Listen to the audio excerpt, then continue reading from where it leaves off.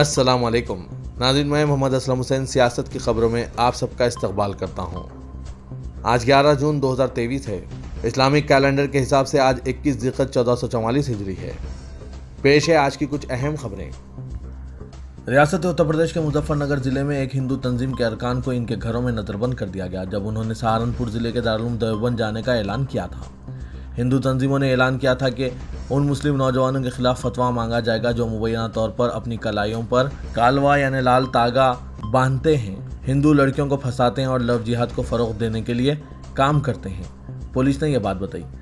क्रांति सेना और शिवसेना के अरकान ने ऐलान किया था कि वह दारुल उलूम देवबंद से तहरीरी तौर पर फतवा तलब करेंगे। पुलिस ने मामले का नोटिस लेने के बाद मुजफ्फरनगर शहर और चारथवाल इलाके में इन्हें रोक दिया।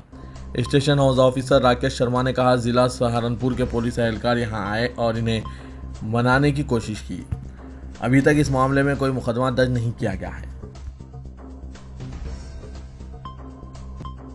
जैसे ही उत्तर प्रदेश में बीजेपी लोकसभा इंतखाबात की तैयारी शुरू कर रही है, रियासत के मुतअद्दिद मौजूदा मेंबरान पार्लियामेंट को 2024 में अपने टिकट खोने के खतरे का सामना है। पार्टी ने इन मौजूदा मेंबरान पार्लियामेंट को शॉर्टलिस्ट किया है जिनकी उम्र 75 साल के करीब है और वो भी जिनकी कारकर्दगी औसत से कम रही है। कानपुर से बीजेपी के रुकन पार्लियामेंट सत्यदेव पचौरी को इस पार्लियामेंट से इनकार किया जा सकता है क्योंकि वो उम्र की हद उबूर कर रहे हैं। उत्तर प्रदेश असेंबली के स्पीकर सतीश महाना को अगले साल होने वाले इलेक्शन में कानपुर सीट से लड़ने के लिए कहा जा सकता है। बीजेपी जराये के मुताबिक बरेली से ताल्लुक़ रखने वाले संतोष गंगवार को भी उम्र की बुनियाद पर टिकट देने से इनकार किया जा सकता है। मथुरा से हेमा मालिनी और प्रयागराज से डॉक्टर रीता बहुगुना जोशी वो दो ख्वातीन एमपी हैं जिन्हें उम्र की हद उबूर करने की वजह से टिकट देने से इनकार किया जा सकता है। डोमरियागंज से बीजेपी एमपी जगदम्बिका पाल, मेरठ के एमपी राजेंद्र अग्रवाल, फैरोजाबाद के एमपी चंद्रसेन भी जुमरे में आते हैं। भारतीय जनता पार्टी जराये के मुताबिक डिसिप्लिन की खिलाफवर्जी करने वाले एमपीज को 2024 में टिकट की उम्मीद नहीं रखनी चाहिए।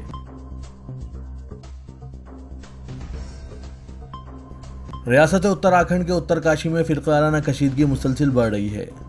पोरोवाला में नाबालिग हिंदू लड़की के अगवा की कोशिश के इल्जाम में एक मुस्लिम समेत 2 लोगों की गिरफ्तारी के बाद माहौल काफ़ी बिगड़ गया है। हालात ऐसे बन गए हैं कि गुज़श्ता 3 दिनों में कई मुसलमान दुकान व मकान खाली करके हिजरत पर मजबूर हो गए हैं और शहर छोड़कर जाने वालों में बीजेपी अखिलेती मोर्चे के ज़िले सदर भी शामिल हैं। बीजेपी लीडर मोहम्मद जाहिद यहाँ 25 सालों से रहते थे। उन्होंने अपने कपड़े की दुकान खाली कर दी और अहले खाना के साथ पोरोला गांव से निकल गए। इसी कारोबार से मुंसलिक एक और दुकानदार 3 दिन पहले चले गए। इन 2 के अलावा बड़ी तादाद में 29 मई के बाद से मुबैना तौर पर लोग हिजरत कर रहे हैं। जाहिद 3 साल पहले बीजेपी में शामिल हुए थे और बेहद फाल थे। 3 फरवरी को इन्हें उत्तरकाशी का जिला सदर बनाया गया था। टाइम्स ऑफ इंडिया की एक रिपोर्ट के मुताबिक जाहिद के जानकार दुकानदार ने कहा है कि जिला सदर बनाए जाने से पहले वो कई अहम ओहदों पर फायज थे। बदकिस्मती से पार्टी भी जाहिद की मदद नहीं कर सकी और इन्हें आधी रात को शहर छोड़कर जाना पड़ा। अगर बरसर इख्तिदार पार्टी से मुंसलिक किसी शख्स के साथ ऐसा होता है तो आम आवाम क्या करेगी। वादरे के कुछ दिन पहले हिंदू तंजीमों की जानिब से मुसलमानों को 15 जून तक दुकान व मकान खाली करने का अल्टीमेटम दिया गया था, जिसके बाद से हालात कशीदा हो गए। लोगों में डर व खौफ का माहौल देखा जा रहा है और 15 जून से पहले ही लोग अपने दुकान व मकान खाली कर दूसरे शहर मुंतकिल हो रहे हैं।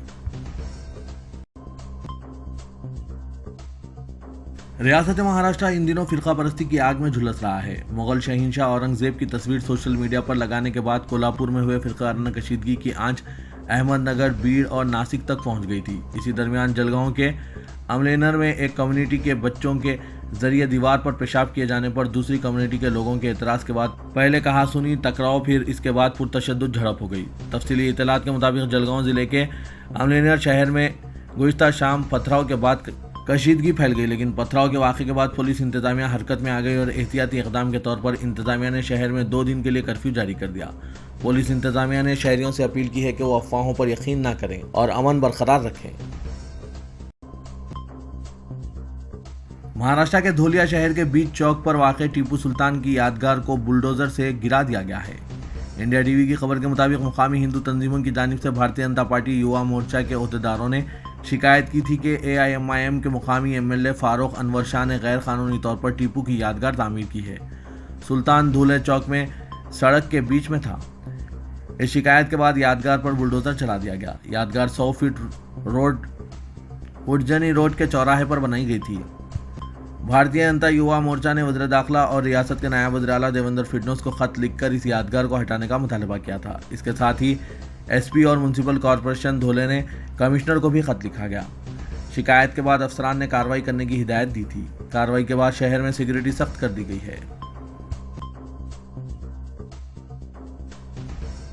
शरद पवार ने 25 साल कबल आज ही के दिन कायम की गई नेशनलिस्ट कांग्रेस पार्टी की क़यादत अब अपने हाथों में ना रखते हुए इसे नई नस्ल को मुंतकिल कर दिया है। उन्होंने पार्टी की सदारत के लिए 2 नामों का ऐलान किया है।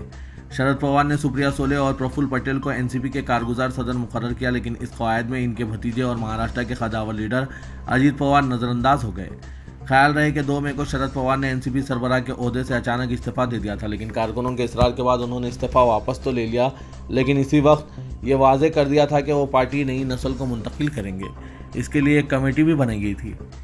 इस कमेटी की सिफारिश और खुद शरद पवार के अपने फैसले के बाद यह ऐलान किया गया। अजीत पवार कॉन्फ्रेंस के मुकाम पर मौजूद थे, लेकिन इस ऐलान के बाद वो मीडिया से कुछ कहे बगैर ही चले गए। बताया गया है कि इन्हें बाहर जाना था, इसी वजह से ये कयास लगाया जा रहे हैं कि वो सख्त नाराज हैं। मगरबी बंगाल में विश्व भारती यूनिवर्सिटी के वाइस चांसलर विद्युत चक्रवर्ती के खिलाफ दुनिया भर के अहम और सरकर्दा दानिशवरों ने सदर जमहूरिया द्रौपदी मुर्मू को एक खत लिखा है। इस खत में तकरीबन 300 प्रोफेसर्स, माहिर तालीम, मुहक्किकीन और मशहूर इदारों के तलबा ने लिखा है कि बीजेपी को खुश करने के लिए नोबल इनाम याफ्ता माहिर मुआशियात अमृत्या सेन को परेशान करने की कोशिश हो रही है।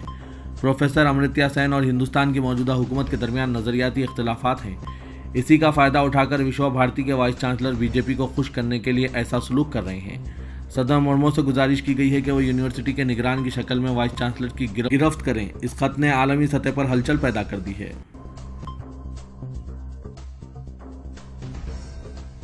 उमर खालिद जैसे अच्छे और बासलाहियत नौजवान को 1000 दिन कैद में रखना समाजी बर्बादी के साथ साथ जहनी दिवालियापन की भी निशानी है। यहाँ तक कि अंग्रेज़ों के खिलाफ आज़ादी की जद्दोजहद के दौरान महात्मा गांधी भी 1000 दिन तक जेल में नहीं रहे। मशहूर सहाफ़ी राविश कुमार ने यह जुमले गुज़िश्ता दिन दिल्ली में उमर खालिद की रिहाई के सिलसिले में मुनक़िदा प्रेस कॉन्फ्रेंस से खिताब करते हुए कही।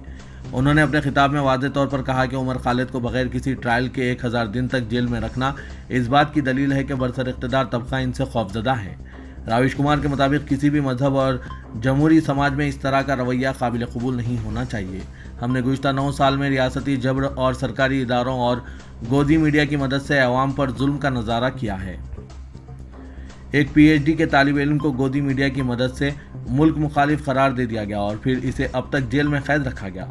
राविश कुमार ने इस दौरान इस बात पर भी तनकीद की कि जज जब तकरीर करते हैं तो बहुत अच्छा बोलते हैं, लेकिन फैसलों में वो जो बोलते हैं इसकी हिमायत नहीं करते। उन्होंने कहा कि जब भी मुआशी बहरान होता है तो फाशिज़म उरूज पर होता है, क्योंकि बेरोज़गारी में ज़बरदस्त इजाफा होता है और फाशिज़म समाज के लिए नरम रवैये की वजह से ही जन्म लेता है। राविश कुमार ने अदालती सिस्टम और क़ानून की हुक्मरानी के सिलसिले में ये चुपती हुई बात कही कि कभी कभी ये महसूस होता है कि कानून का ज़मीर सो गया है और अगर कभी जागता होगा तो इसे फिर सुला दिया जाता है। राविश की तकरीर में सिस्टम के तईं बहुत ज़्यादा नाराज़गी देखी गई।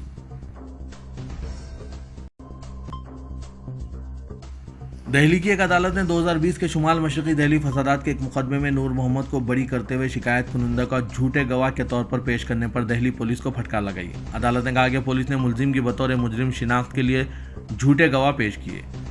करकाडोमा कोर्ट के chief metropolitan magistrate Shirish Agarwal ने पुलिस के मुबैना गवाह की गवाही पर भरोसा नहीं किया। अदालत ने अपने फैसले में कहा कि ऐसा लगता है कि इसका बयान मनगढ़ंत था और मामले को हल करने के लिए ताख़ीर से तैयार किया गया था। अदालत ने नूर मोहम्मद को इनके खिलाफ ताज़रात हिंद 1860, आईपीसी की दफ़ा 147, 148, 188, 323, 354, 427 और 149 के तहत फसादात और गैरकानूनी इज्तिमा के ताल्लुक से आयद इल्ज़ामात से बरी कर दिया है। जम्मू कश्मीर के पहाड़ी ज़िला शोपियान के सदियों इलाके से ताल्लुक़ रखने वाली बीनाई से महरूम तालिबा ने 12वीं जमात के इम्तिहान में इम्तियाजी नंबरात हासिल करके अपना और वालिदैन का नाम फ़ख्र से ऊंचा कर दिया। इत्तलात के मुताबिक सदियों शोपियान से ताल्लुक़ रखने वाली इंशा मुश्ताक वल्द मुश्ताक अहमद ने 12वीं जमात के इम्तिहान में कामयाबी के झंडे गाड़ दिए हैं। मालूम हुआ है कि बीनाई से महरूम इंशा मुश्ताक ने 500 में से 366 नंबरात हासिल करके सबको हैरान कर दिया। इंशा के वालिद मुश्ताक अहमद ने जज्बाती होते हुए कहा कि इनकी बेटी ने बीनाई से महरूम होने के बावजूद भी कामयाबी हासिल की। उन्होंने बताया कि मुझे आज बेहद खुशी महसूस हो रही है क्योंकि मेरी बेटी ने वो करके दिखाया जो हर किसी के बस की बात नहीं है। इस मौके पर इंशा ने मीडिया से बात करते हुए बताया कि सदियों शोपियान में साल 2016 में शाम के वक्त हुए एहतजाजी मुजाहरों के दौरान इनकी दोनों आंखों में पलेट गन के छर्रे फ्यूज हो गए थे, जिसके बाद इनकी दोनों आंखें रोशनियों से महरूम हो गई। इनके मुताबिक आंखों की बीनाई वापस लाने की खातिर सदर अस्पताल के बाद दिल्ली एम्स और मुंबई भी गए। इनका कहना था कि जब दोनों आंखों की बीनाई से महरूम हुई तो क़यामत टूट पड़ी और ऐसा लग रहा था कि सब कुछ खत्म हो गया है। उन्होंने कहा कि मुश्किल वक्त में वालिद ने हिम्मत दी और आज इसका ये सिला मिला कि 12वीं जमात में कामयाबी हासिल की। दुनिया के महंगे तरीन शहरों की फहरिस्त में अब हैदराबाद का नाम भी शामिल हो चुका है। रियासत तेलंगाना के दारुलहुकूमत हैदराबाद को अब तक रिहाइश के लिए पसंदीदा शहरों की फहरिस्त में जगह मिलती रही है। ताहम बदलते हालात ने हैदराबाद में ज़िंदगी को महंगा कर दिया है और दुनिया के महंगे तरीन शहरों की फहरिस्त में हैदराबाद को 202वां मुकाम दिया गया है। एक रिपोर्ट दुनिया के 5 बड़े आज़मों के 227 शहरों में किए गए सर्वे की बुनियाद पर तैयार की गई है। ये सर्वे कई अवामिल को पेश नज़र रखते हुए किया गया है, जिनमें अमल व नकल, ग़िज़ा, लिबास, रिहाइश, घरेलू साजो सामान और तफरीही अखराजात को पेश नज़र रखा गया है। इस रिपोर्ट के मुताबिक हिंदुस्तान में मुंबई सबसे महंगा तरीन शहर है। आलमी फहरिस्त में मुंबई को 147वां मुकाम हासिल हुआ है, जबकि हिंदुस्तान में दूसरा महंगा तरीन शहर दिल्ली है, जिसे आलमी फहरिस्त में 169वां मुकाम हासिल हुआ है। चेन्नई आलमी फहरिस्त में 184वें और बेंगलुरु 199वें मुकाम पर है। इस फहरिस्त में कोलकाता को 211वां और पुणे को 213वां मुकाम दिया गया है।